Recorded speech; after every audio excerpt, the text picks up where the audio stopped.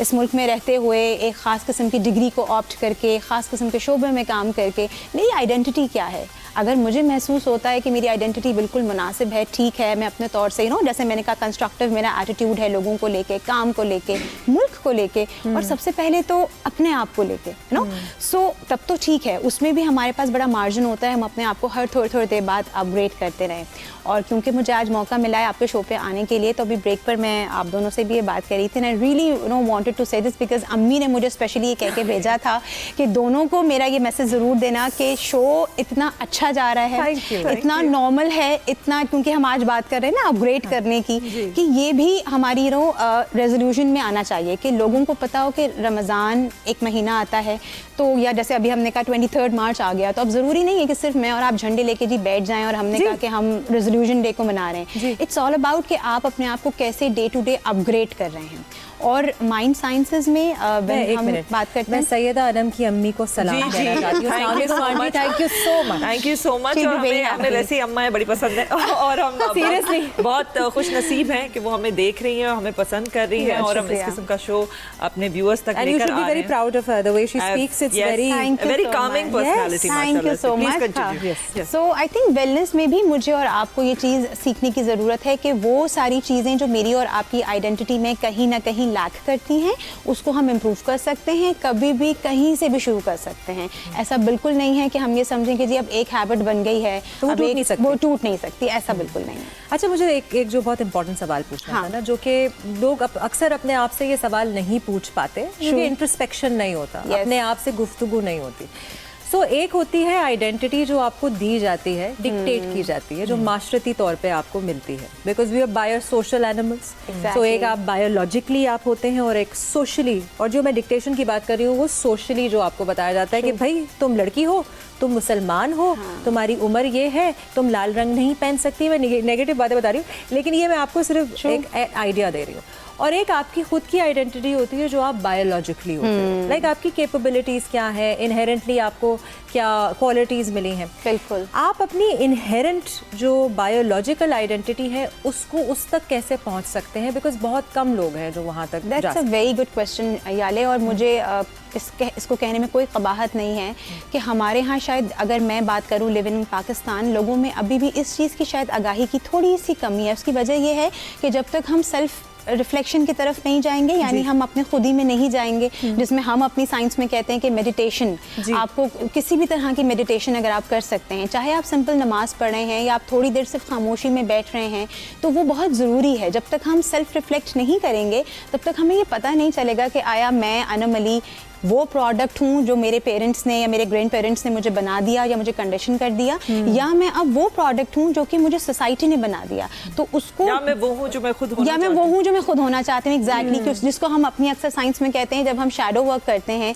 तो shadow work में usually ऐसा होता है कि वो वाला शैडो नजर आता है जो हमारी अपनी ज़ात होती है, जो कहीं छुप जाती है। सो वो सब चीज़ें कैसे हो सकती हैं, ऐसे में मैं कहूँगी कि if you really need counselling, अगर आपको लगता है कि मुझसे खुद से ये चीज़ें नहीं संभल रही हैं, आप जा सकते हैं for therapy, counsellors, wellness coaches, बहुत सारे लोग आपको हेल्प करने के लिए तैयार हैं।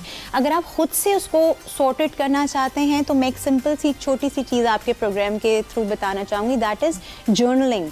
लिखना शुरू कर दीजिए, आप सेक्शंस बनाइए, आप थोड़े थोड़े कॉलम्स में देखिए और उसमें एक कॉलम जैसे उन्होंने कहा कि वो रखिए जिसमें जो चीज़ें आपकी करने वाली थी जो नहीं हो सकी, जिस वक्त कहीं सप्रेस हो गई, वो इमोशंस जो कहीं ना कहीं जोश मारते थे लेकिन उस वजह से हम नहीं कर सके क्योंकि हमारे ऊपर सोसाइटी का बड़ा दबाव था। सो जब हम जर्नलिंग करना शुरू करते हैं, लिखना शुरू करते हैं, तो ऑटोमेटिकली एक तो ब्रेन आपका बड़ा सॉर्टेड हो जाता है, थोड़ा सा ज़रा रिलैक्स होता है। दूसरा, आपको एक्चुअली में पता चलता है कि ओके फाइन, मेरी आइडेंटिटी एक्चुअली में ये सेंटर वाला पार्ट है जिसको मैंने अब लिखना शुरू किया है। सो व्हेन यू स्टार्ट, अब जब आपको लिखने की आदत होने लगती है तो बहुत सारी और चीज़ों के इल्हाम होने लगते हैं, बहुत सारी चीज़ें याद आने लगती हैं। अच्छा, ये वैसे कितनी हैरत की बात है कि मैं, क्योंकि आई ग्रू अप इन मेरी 3 बड़ी बहनें और 4 सिस्टर्स ऑल टुगेदर, और सब बड़ी स्ट्रॉन्ग पर्सनालिटीज़ माशाल्लाह। वो बहुत ही पढ़ाई में भी अच्छी थी, पढ़ाकू थी।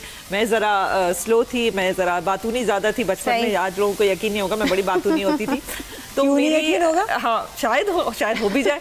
तो मुझे आई थिंक एक बड़ा आइडेंटिटी, अपनी फाइंडिंग माई ओन आइडेंटिटी, क्योंकि मुझे मेरी बड़ी बहनें जो खुद करती थी वो मुझे भी बताती थी, जिसमें कोई गलत बात नहीं है कि बाल ऐसे बनाओ, ये ऐसे करो।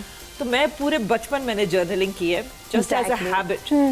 So I think somewhere मैंने It really works, subconsciously इस चीज़ yes. को realize किया कि मुझे अपनी आइडेंटिटी, वो तो खैर मैंने रियलाइज था कि मुझे एक अपनी आइडेंटिटी बनानी है, लेकिन ये जरिया कि जर्नलिंग करके उससे कितना फर्क पड़ता है वो मैंने बड़ा सबकॉन्शियसली किया। और आई थिंक अभी तक पड़ी हुई है, अब तो मैं देखती हूँ तो मैं एम्बैरेस ही हो जाती हूँ इसमें क्या क्या लिखा हुआ है, लेकिन कितनी जरूरी चीज़ है। मिलेनियल्स से हम लोग के पास जो है ना वो टेक्नोलॉजिकली डिस्ट्रैक्शंस नहीं थे, ठीक है, जो अब है हमारी जो आने वाली पौध है।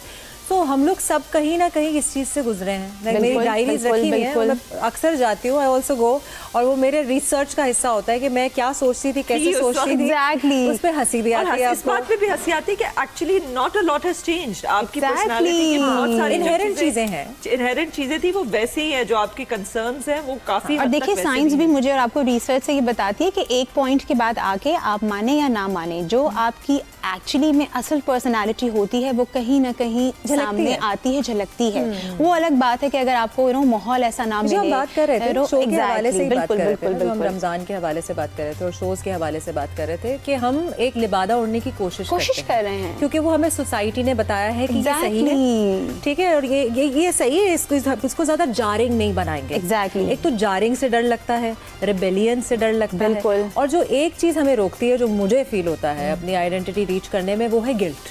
वेरी ट्रू, है ना, बिकॉज हम वी फील के बीइंग हैप्पी और being satisfied is somehow guilt ridden. Exactly. किसी और को, जैसे आपने अगर आप अगर खुश हैं किसी अपने डिसीजन के साथ, तो शायद आपने वो डिसीजन खुद गर्जी में लिया है या किसी को हर्ट करके लिया है। उसकी वजह ये है कि क्योंकि हमें कंडीशन ऐसे किया गया है ना। अब आप देखें ना, अगर मैं और आप खवातीन को तो बहुत ज्यादा कंडीशन कर दिया गया है ना। मैं अगर कोई चीज शायद अपने शौक से, अपनी खुशी से करना भी चाहूँ, तो अगर मैं कर भी लूंगी तो उसके बाद मुझे 100 गिल्ट रहेंगे कि लोग क्या सोच रहे हैं, लोगों ने क्या जजमेंट। एंड ये बात मैं आपको एक बात बताऊं, ये मैं बहुत अरसे की अपनी ट्रेनिंग्स को देख के, अपने टीचर्स को समझ के, बहुत सारे सेशंस करके मैं खुद इस नतीजे पे पहुंची हूँ कि आप कुछ भी कर लें, आप कुछ भी कर लें, ना तो आप लोगों को और दुनिया को सेटिस्फाइड कर सकते हैं, ना आप ये समझ सकते कि ओके फाइन, अगर मैं इस वाली कैटेगरी में फिट इन हो रही हूँ या फिट इन हो रहा हूँ तो शायद मुझे जजमेंट नहीं मिलेगी। ये हम खुद ही अपने आप को इस इल्यूजन से जितनी जल्दी निकाल लें उतना बेहतर है। और जब हम आइडेंटिटी क्राइसिस की बात करते हैं ना, सो एक चीज़ जिसमें सबसे ज़्यादा हम लोगों को नफ्सियाती तौर पर भी परेशान देखते हैं, हम देखते हैं कि लेटर ऑन एक उम्र में आके लोगों को अमूमी तौर पर जब डिमेंशिया हो जाता है या बहुत सारी और जहनी बीमारियाँ होती हैं, उसकी वजह यही होती है कि पास्ट में उन्होंने बहुत सारे ऐसे इमोशंस को सप्रेस किया था, उनको मालूम ही नहीं हुआ कि एक्चुअली में उनकी क्या आइडेंटिटी थी। तो थैंक यू सो मच। के प्रोग्राम में मैं वक्त की कमी थी, बहुत सारे सवाल थे, बहुत सारे सवालों के जवाब भी दरकार थे, लेकिन आपको जरूर मदू करेंगे। कहीं ना कहीं रमजान तो हमारा खत्म हो रहा है जल्दी जल्दी, लेकिन आपसे कहीं मुलाकात होगी इंशाल्लाह।